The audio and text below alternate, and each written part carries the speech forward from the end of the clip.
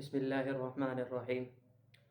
پچھلی قوموں میں چند نوجوان تھے جو مسلمان ہو گئے تھے۔ وہاں کا جو بادشاہ تھا وہ ایمان والوں کو زندہ نہیں رہنے دیتا تھا، تو انہوں نے اس علاقے کو چھوڑ دیا اور ایک غار میں پناہ لی۔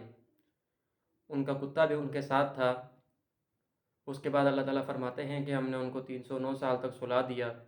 309 سال تک وہ سوئے رہے اور ان کا جو کتا تھا وہ غار کے ایک کنارے پر جا کر بیٹھ گیا۔ اللہ تعالیٰ فرماتے ہیں کہ ہم نے کتے کے اندر ایسا رعب پیدا کر دیا کہ اگر کوئی اس کو دیکھتا تو اس کے رعب کی وجہ سے وہاں سے بھاگ جاتا۔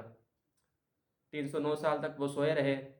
اس کے بعد جب بیدار ہوئے، اٹھے، اس کے بعد پریشان ہیں کہ اب کتنی مدت ٹھہرے ہیں۔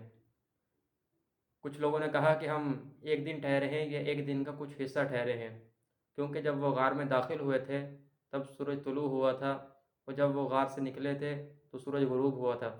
تو وہ سمجھے کہ یہ وہی دن ہے، اس وجہ سے انہوں نے کہا کہ ایک دن یا ایک دن کا کچھ حصہ ٹھہرے ہیں۔ لیکن کچھ لوگوں نے کہا کہ تمہارا رب ہی زیادہ جانتا ہے کہ تم کتنی مدت ٹھہرے ہو۔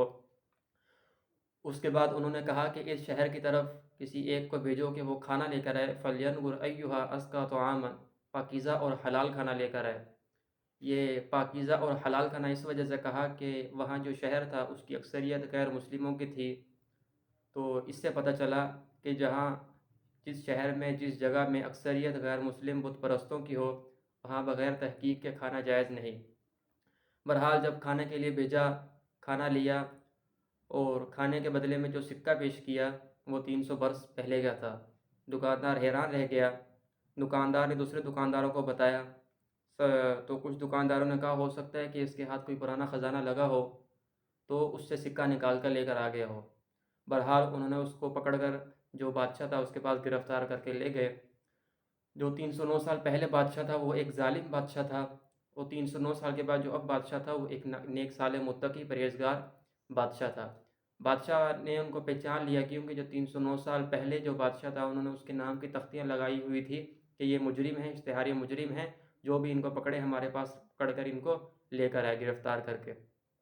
بہرحال جب وہ ان سے ملا وہ بہت خوش ہوا اور کہا کہ تم جس غار سے آئے ہو، جس جگہ سے آئے ہو، مجھے بھی وہاں لے چلو۔ تو بادشاہ اہل شہر کے ساتھ جب غار کے قریب پہنچا تو اس آدمی نے کہا کہ تم اس غار کے قریب 1 منٹ رکو، تاکہ میں جو اندر جو لوگ ہیں ان کو جا کے بتا دوں کہ اب جو بادشاہ ہے وہ بھی ایک نیک بادشاہ ہے، اور قوم ہے وہ بھی نیک مسلمان ہے، تاکہ ان کو اطمینان ہو جائے۔ اس نے جا کے جب غار والوں کو بتایا تو غار والے باہر آئے، بہت خوش ہوئے۔ غار والے باہر آئے اور آ کر بادشاہ کا بہت بڑا استقبال کیا، اور دوبارہ اپنے غار کی طرف واپس لوٹ گئے۔ اور اکثر روایتوں میں ہے کہ اس نے جب جا کے غار والوں کو بتایا تو ان کا انتقال ہو گیا اور ان کی بادشاہ سے ملاقات نہ ہو سکی۔ وما علینا الا البلاغ المبین۔